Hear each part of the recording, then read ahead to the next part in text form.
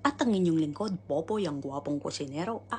Wag na kayong mag-react. Just for the go na lang po. So ayan na nga po, gusto nyo po bang mag-level up ang inyong crepe recipe? Sundan lamang po ito. Meron po tayong main ingredients dyan. Yan dyan po ang flour, sugar, at vanilla sugar. So sa with ingredients po natin, meron tayong melted butter, eggs, water, and fresh milk, and ang ating vanilla essence po. Halo-haluin lang po ng bahagya at imimix na nga po natin lahat ng ating ingredients hanggang sa maging well combined po ang ating mga ingredients. So ayan na nga po, naglagay din po ako dito ng red food coloring po para maging strawberry ang kulay nito. So ayan, sa isang pan po ay naglagay na nga po ako dito ng ating dough at manipis lamang po ang kailangan po natin dito sa paggawa ng crepe at syempre po non-sticky po ang magandang pan na paglutuan natin. So ayan, continuous lang po natin hanggang sa matapos natin ang ating dough. So nag-slice na rin po ako dito ng ating brioche bread at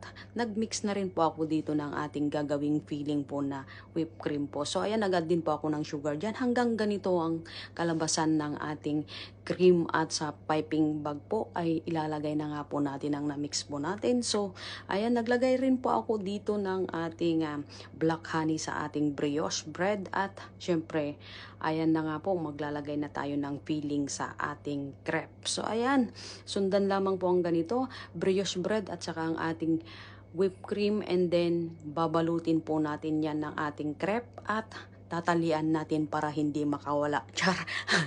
At para dagdag design po ito. So ayan nga po. At syempre ilalagay na rin po natin ito ng ating strawberry at saka blueberry at sugar powder on top at ready to serve na nga po ito with coffee at talagang napakasimple at napaka-elegante ang ating dessert at napakasarap. So subukan nyo guys at matutuwa ang ating amo. So follow for more.